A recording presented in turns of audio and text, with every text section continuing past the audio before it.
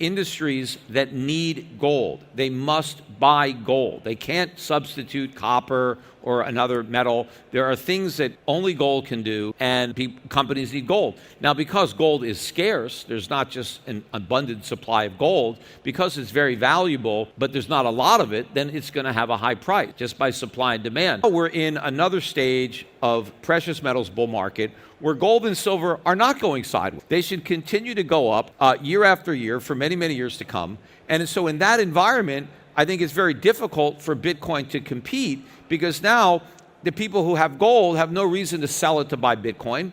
And I think people who made the mistake of selling their Bitcoin a few years ago and buying gold are going to regret that, and they're going to try to reverse that trade. They're going to try to sell their Bitcoin and get back into gold. But that's going to be a big problem because there's no buyers for the Bitcoin. And so I think the price will collapse. Veteran market commentator Peter Schiff joins with crypto executive CZ to examine the shifting landscape between monetary metals and digital assets. The conversation highlights a simple but powerful truth. Specific industries rely on gold in ways no other material can replace. Its conductivity, durability, and scarcity make it indispensable, and that structural demand anchors a long-term upward trajectory for precious metals. As the current bull cycle strengthens, gold and silver are no longer drifting sideways. They're steadily repricing higher as global supply tightens. Within this environment, the argument goes, asset rotation away from metals becomes increasingly unlikely. Those who moved out of gold to chase speculative gains elsewhere may soon try to reverse course, only to find far less liquidity on the other side. The imbalance between real demand and speculative flow is where the next major shift could unfold. If you found this analysis helpful, make sure to hit that like button, share it with fellow investors who follow gold and silver, and subscribe so you don't miss the next big update. Well, first of all, just because something is intangible, right? Yeah. I mean, there are tangible assets, there's intangible assets. I'm not saying that something has to be tangible to have value. I mean, all companies, I mean, your company probably has goodwill that, that has value, but it's not something you can touch, feel. It's an intangible asset. And what makes Bitcoin worthless, as far as I'm concerned, is not the fact that I can't touch it or taste it or smell it. I guess I recognize that things can be intangible and have value. It's that you can't do anything with it. It doesn't have a utility beyond the fact that, yes, I can transfer it to you and you can transfer it to somebody else. And the whole methodology, the way it works, yes, it's very smart. The way the whole system is set up, I understand that. But at the end of the day, when I transfer my Bitcoin to you, I've transferred nothing. I have nothing. I give you nothing, right? When I transfer tokenized gold to you, I've transferred gold. I've transferred the ownership of the gold.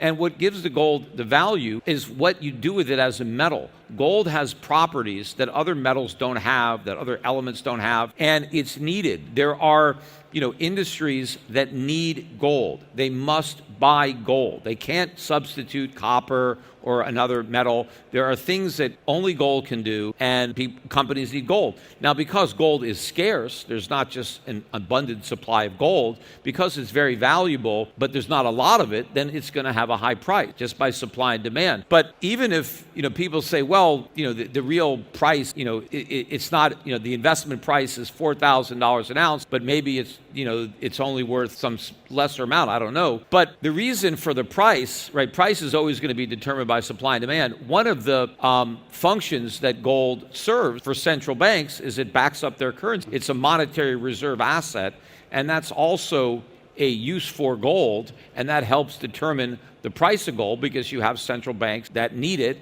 and they have to bid into the market to obtain it. But because gold doesn't decay, right, it doesn't lose any value over time. When I own gold, I don't just own what I can do with it today, but I own what somebody else can do with it in 1,000 years, in 10,000 years, because gold doesn't go away. I mean, the gold that was mined 10,000 years ago, it's still here. I mean, it doesn't go anywhere, and it's no different than it was in the past. And so gold's price today represents the present value of all of the use from now until the end of time. Sure. You don't have that with other commodities that have a shelf life, that decay, they rot, right? Gold is unique in the fact that it never goes anywhere. And that's what makes it a store of value too, because when I own gold, I am storing the use of that gold from now until the end of time. Even if I don't use it myself, if I just hold on to it, somebody somewhere in the future is going to use that gold. But there are people that also need to use it today in the present. It's not used, the currencies are not redeemable in gold. Yeah. But if you have currency and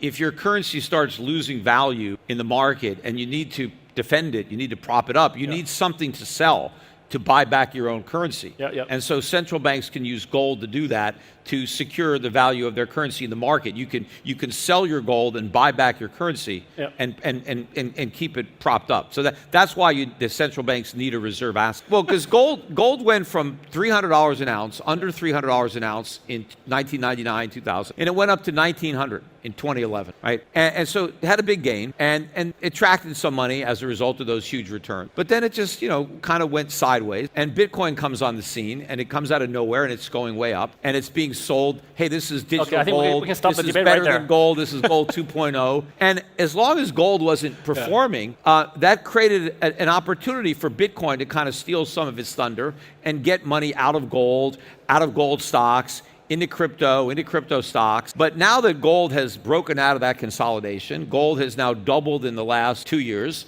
and silver now is caught up, and now silver's at record highs. Silver's almost $60 an ounce, so it's broken through its $50 double top.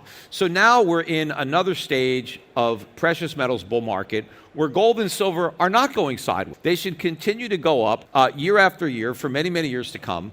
And so in that environment, I think it's very difficult for Bitcoin to compete, because now the people who have gold have no reason to sell it to buy Bitcoin. And I think people who made the mistake of selling their Bitcoin a few years ago and buying gold are going to regret that, and they're going to try to reverse that trade. They're going to try to sell their Bitcoin and get back into gold. But that's going to be a big problem because there's no buyers for the Bitcoin. And so I think the price will collapse. The discussion turns toward the fundamental divide between digital tokens and tangible monetary assets. Schiff argues that the issue isn't whether something is tangible or intangible, but whether it possesses enduring utility. Gold, he notes, carries industrial necessity, monetary relevance, and the rare quality of being preserved forever without decay. Its value reflects thousands of years of continuous demand, both for its physical properties and its role anchoring currencies when confidence weakens. Bitcoin, by contrast, is described as a transferable claim without an underlying function, dependent entirely on speculative appetite. As gold and silver break out of long consolidations and enter a sustained bull phase, he believes capital will reallocate back toward metals, leaving digital assets exposed to severe liquidity risk as holders attempt to exit. Let's get into the interview. If you go to tgold.com, you can buy physical gold and silver. Yep. And we store it for you. Yep. And ultimately, people who own gold and silver in this form, and it's segregated and vaulted. It's not commingled. It's not, it's allocated gold, not unallocated gold. So you own it. It's stored, in a vault. But ultimately, there'll be two ways that you can withdraw your gold. Other than sell it, you can sell it and just get dollars. But one way is to withdraw in physical form. You can take delivery of bars or coins in whatever denomination. And what the token represents is ownership of gold. Yep. You own the gold, it's in a vault, but the token is the evidence that you own it. Like if you check, your coat and they give you a claim check, the claim check isn't a coat, but it's redeemable in a coat. Sure. And so the tokenized gold now is your ownership of gold. But if you want, you can transfer that token or any portion of it because it's divisible. You can transfer part of that to somebody else, and now that other person owns the gold. And so you transfer the ownership of the gold rather than the physical gold. The gold sits in a vault, but the ownership can change hands. And now you can use your token as a medium of exchange. And so now you have a viable monetary unit that is a store of value because it's backed by the gold that's in the vault that anybody can take delivery of. But in the meantime, you've taken gold and you've now made it more transportable, more divisible, more fungible. You've improved on all of its monetary property, but you don't lose the most important property, which is it's a store of value, because its value is the gold that the token represents. And so it improves on gold. It makes gold better, just like paper made it better, except once the government came in and corrupted it, then that was a problem. But it wasn't a problem for gold. It was just a problem with government. But the gold that's issued through a token, you don't need a government. You don't need any private entity that has a good reputation and is trustworthy can tokenize gold. It doesn't need to be a government that does it. And now people could use that as money. Sure. And even if there's a lot of different tokens, they're all fungible because gold is gold. The dollar will be worth less. The euro will be worth less. Again, they keep printing them. We agree on all of that. Right. Yeah. But Bitcoin is irrelevant for that. Bitcoin's value is determined solely by the number of people who want to buy it versus the people who want to sell it, because there's no user for it. Like like with gold, there is real demand. There are people who need to buy gold and will always buy gold. And if the price of gold goes down, they're going to buy more. If it goes, but in Bitcoin, nobody needs it, but people want it.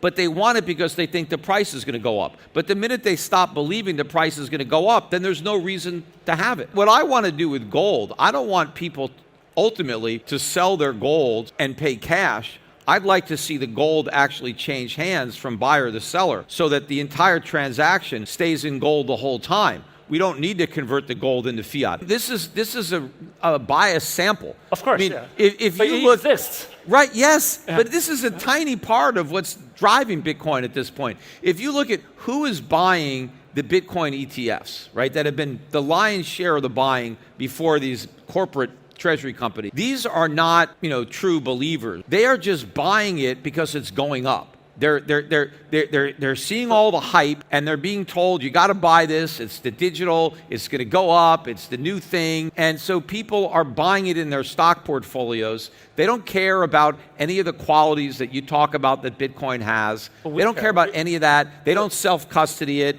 They're buying it in their brokerage account. It's a symbol, and they're looking at it to go up. And when it stops going up and it starts going down, they're just going to sell. They're just going to move on and take their chips and put them in someplace else. Well, gold has done a lot better than Bitcoin the last couple of years, last 4 years. But most people have bought Bitcoin. They haven't bought gold. But central banks are buying gold. I mean, they know what they're doing. They're buying gold. They're not buying Bitcoin. But eventually, I think private investors will start buying more gold. And I think the air coming out of the crypto bubble will help move that process along. In fact, I think one of the reasons that Bitcoin was able to do so well, from when it started until, recently, was because gold went sideways for about 12, 13. The focus shifts to how tokenized gold could restore gold's role as real transactional money without relying on the banking system. The idea is simple. The metal remains vaulted and fully allocated, while ownership is transferred instantly via digital tokens, maintaining gold's value and scarcity while improving its divisibility, portability, and ease of settlement. This stands in sharp contrast to Bitcoin, whose price depends entirely on speculative flows, with no underlying utility or industrial demand. As ETFs attract momentum buyers rather than true adopters, the discussion highlights that once the belief in rising prices fades, liquidity vanishes. Meanwhile, central banks keep accumulating gold because they need an anchor for their currencies, not a digital claim. The suggestion is clear. As tokenized gold scales, it may draw capital away from speculative assets and back toward absolute monetary reserves. If this gave you value, smash that like button, share it with those paying attention, and subscribe so you don't miss what's coming next. Stay alert, stay prepared, and keep stacking tangible assets.